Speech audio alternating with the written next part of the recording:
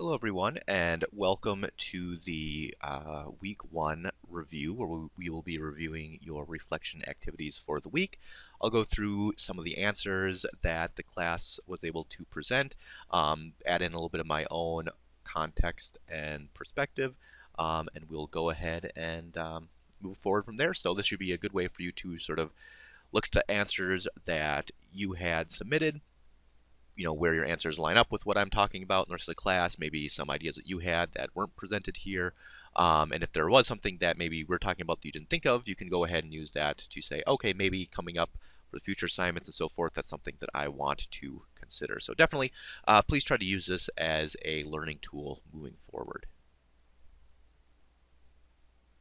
So our question here is really asking you to think about history itself. Think about why people study history, what kinds of information that studying history can provide us with, and why studying history is important.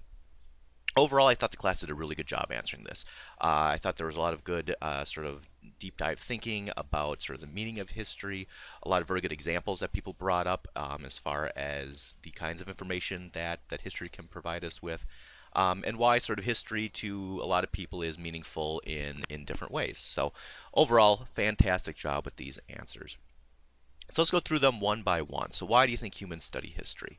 A lot of people came up with the idea that history repeats itself. That if you look at sort of events in the past, you're going to see similar events occurring time and time again. And that based on that, you can sort of learn the lessons of the past. That each of these sort of examples of history repeating itself sort of gives you an opportunity to learn what things went well, what things didn't go well, what aspects served some people and led to good outcomes, and what ones didn't. Maybe some examples are, well, maybe this was good for a few people, but not good for a lot of people. So those are all sort of examples of people bringing forward this idea of learning the lessons and of history repeating itself. Um, I oftentimes say something similar. I say that history doesn't repeat itself, but people often do. The idea that there's never going to be another Roman Empire, for example, that so much of history is bound up in specific historical context that no, you're not going to see history itself repeating itself. But the fact that people, given similar circumstances, similar pressures, similar questions, and facing similar decisions, are going to act in very similar ways. And I think that's what really gives that perception that history is repeating itself, because a lot of times humans are going to act in very similar ways. One of the students, as far as the idea of learning the lessons of the past, brought up a good example that they had heard from a previous teacher of theirs, that studying history is sort of like watching someone else touch a hot stove. The idea that, yep, oh, they got burned doing that, so we should probably learn a lesson there. I like that a lot. Thank you for sharing that. I had not thought of it in those terms before, but to a certain degree, I think that is one way that you can definitely sort of use the past.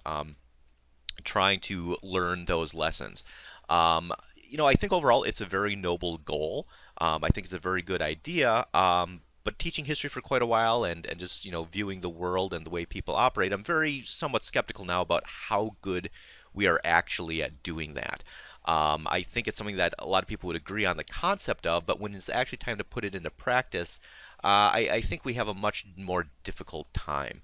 I think one reason for this is that oftentimes it seems that people have a very tough time admitting that they or their culture or their people had ever made a mistake. My point is you can't learn from a mistake if you just refuse to admit making any. So I think you really have to think about this, and we'll talk about this more in future questions about bias and so forth. You really have to think about we have to look at both the positives and negatives of history if you really want to try to learn anything from it. You can't just look at the bright, glowing, good parts, because it makes you completely unable then to learn any lessons from the bad parts, or the things that you could say, well, that didn't serve very many people very well, or did end up having some very catastrophic consequences. At the same point in time, you can sort of do it to the opposite side, maybe not trying to avoid negative things, but trying to see, well, what worked well in the past, and apply it for today. This can be just sort of, general ideas of governance or sort of how cultures operate or how religions operate. It could also be a lot more specific. For example, looking at the COVID-19 outbreak, coronavirus, a lot of the early attempts to try to figure out how to combat it were done by historians and medical experts looking at the 1919 pandemic, which ultimately had a lot of very negative consequences for a lot of people because of how the virus was spread and how it was handled and so forth. So trying to look at that example because they saw, well, this is the clearest parallel that we can see to the current situation, and trying to figure out how to do things differently or better to not have the same outcome of the very sort of large death tally that ended up having. Also, another good example of this, I'd say, would be back in the Great Depression. The Department of Agriculture, to try to combat the Dust Bowl, went back and utilized shelter belt technology, which had been developed by the Mesopotamians, some of the very first agricultural people on the planet, over 3,000 years ago, to try to combat and implement that technology and try to combat the Dust Bowl. So you can also pick out very specific examples of history, people saying, oh, this is something that either worked or didn't work well. Let's figure out what those things are and actually start implementing them here in the present. A lot of people also brought forward the idea that it's very difficult to understand anything in the present without understanding its history or its past. And that's another reason to very much why humans study history, is to just sort of understand what is going on in the world today. Another reason that people brought up was the personal connection that a lot of people have to history. For a lot of people, it's a very intimate connection that you have to your ancestors, to the people who came before you, and that exploring that connection is definitely a big reason that people are interested in history. It's no surprise that sites like Ancestry.com or Genealogy.com and this sort of modern technology and resources to kind of get a more personal view of where you specifically came from have really blown up over the last decade or so, because people are really interested in their own personal history. You know, where did my ancestors come from? What kind of lives did they live? And it's very interesting when you have that sort of knowledge of generally where your people came from, to think about, well, what kind of life did they live? How did they live different lives than I did? I'm learning about a historic event that they would have lived through. How might have this impacted them? And I think it makes it a lot more personal for people, which also is another reason why I think people study history. And for some of us, history is just really fun and interesting. To a certain degree, it's a form of communication. It's the only way that we can communicate with the peoples of the past. And also, it's a story to a certain degree as well. And people who like good and interesting stories can find a lot of really valuable things in studying the past. So I think those are all very good reasons that people brought up to one degree or another to think about why we like to study history. So what kind of information can the study of history provide us with? And a lot of people, brought this up to varying degrees. I think the one overarching theme you can use for this answer was context. The who, what, where, when, and most importantly, why questions. I like to think of this contextual piece as like puzzle pieces. Think about you're putting together a puzzle, and every time you can sort of link something in, one event, one person, into the sort of puzzle, you're sort of filling out the different pieces and seeing how they relate to each other, how they fit in with each other, and so forth. So those are kind of like sort of concrete kinds of information that the study of history can provide us with, which leads very well into why you think history is important. And to a certain degree, once more, a lot of people had the idea of it has a lot to do with perspective. Sort of seeing all those various puzzle pieces that the context and the information provides allows you to see a much clearer picture, right? When you're putting together a puzzle, you step back, you see, whatever kind of picture you're trying to put together, and the more puzzle pieces you have in place, the clearer picture you're going to have. And I think to a certain degree, it's impossible to understand the world that we live in today without understanding the past. That you're not going to be able to look at any people, any location, any conflict, and have a real clear idea of what's going on, why it is formed, and taking it forward from there, how to possibly find solutions if you don't have some concept of how we got to the point where we are today. And sort of back up to the idea of learning those lessons, hopefully taking what we have learned, what this context and perspective has shown us to try to improve the present, to solve these present problems, and to hopefully, if I guess we're good at it, to create a better future.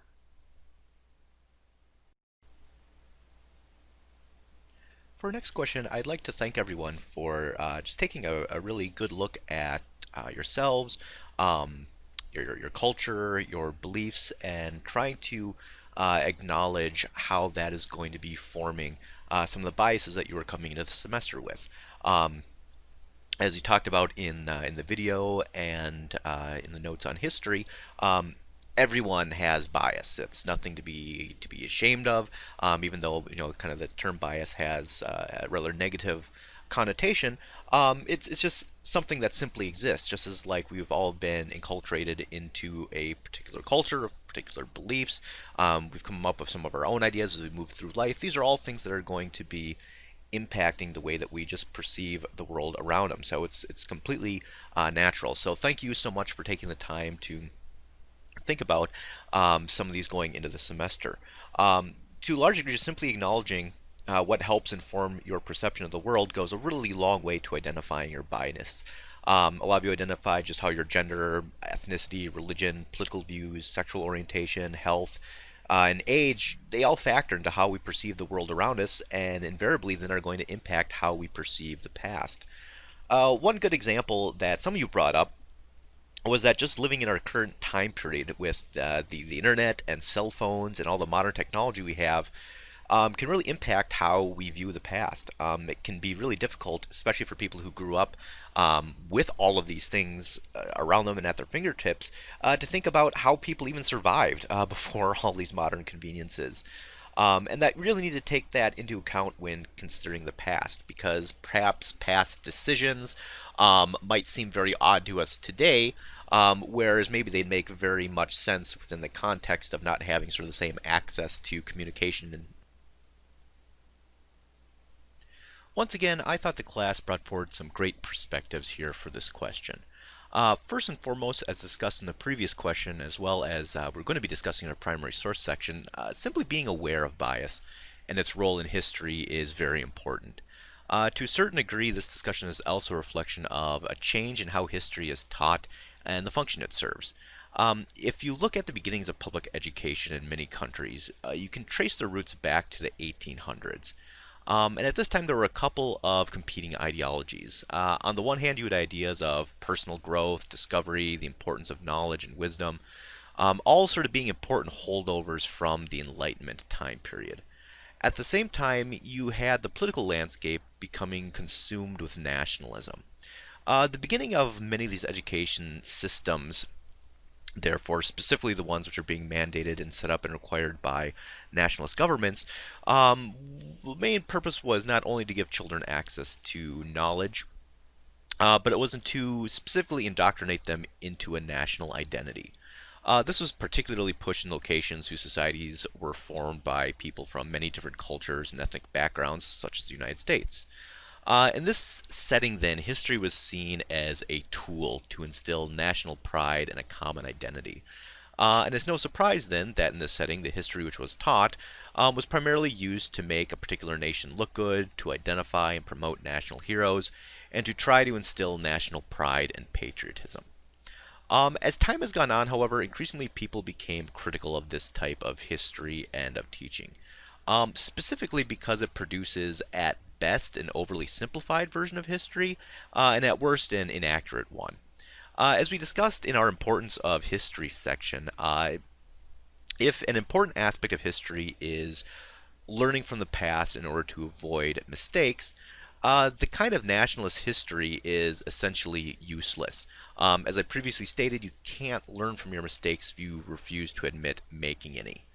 And that's one reason, along with our country and historians becoming more diverse, as well as the field itself of history becoming more diverse, that history is increasingly becoming invested and taking a more nuanced look and approach at history, trying to incorporate both positives and negatives, looking at the good and the bad.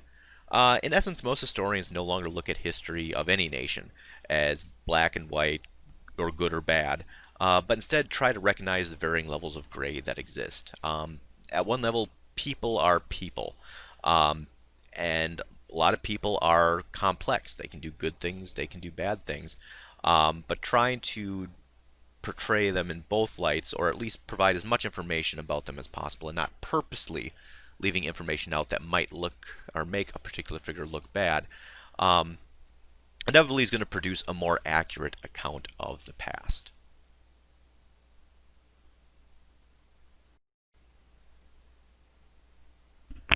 As many of you related in your answer, primary sources are vitally important to the study of history. Really, without primary sources, we would not have a discipline. Primary sources allow us to get first-hand accounts, or as close to first-hand accounts as possible. So, journals, diaries, letters, artifacts, newspapers, photographs, paintings, videos, government records, even buildings, can all provide direct information from the past. And that's really what constitutes a primary source, something that is close to time and proximity of something you are studying, or as close in time and proximity as you can get. And really, all these different kinds of sources can be incredibly important and useful in their own right, depending on what it is that's being studied. Also, trying to get a broad set of sources is very important, as many of you also brought up in your answers the impact that bias has on historical sources. Of course, bias works on a couple different levels. Besides the biases that we all bring into history when we're observing it and learning it, all primary sources were also created by someone from a particular culture, in a particular location, bringing into the creation of that source their own thoughts, their own ideas, their own cultural ways of knowing, and therefore all primary sources also contain some level of bias. Now, some contain more than others. For example, a propaganda poster is going to be more biased, and more biased a source than, let's say, a stone tool. Um, but it's just important to realize that well, to factor in not only our own biases, but the biases of the sources as well. So trying to obtain sources that provide multiple points of information and multiple viewpoints is very important, no matter what the topic is that you are studying. Now, I would encourage everyone, whether you completed the metacognition question or not, to keep the following questions in mind as we move into the semester. Trying to identify how and why you are learning can make the learning process much easier, much more efficient, take you less time, and so forth. So, for example, if you can identify that you are a better visual learner, perhaps you want to start each week by watching the videos and then move on to the written portions with some previous knowledge, making it more easy to understand what's happening in the textbook or the PowerPoint. If you know that writing the reflection activities was difficult for you and took a lot of time, maybe you can schedule more time to complete those activities or contact the college's tutoring service or writing center for assistance on these assignments. All of this is valuable information and will help you learn more effectively, moving into the semester. So particularly the first few weeks here, I'd spend a decent amount of time at least thinking about this at the end of every week. And of course, if you come up with an idea that there might be something I can do to help you learn better or more effectively or more efficiently, feel free to reach out and let me know, because that's main reason I'm here, and I would love to have a conversation and discussion with you.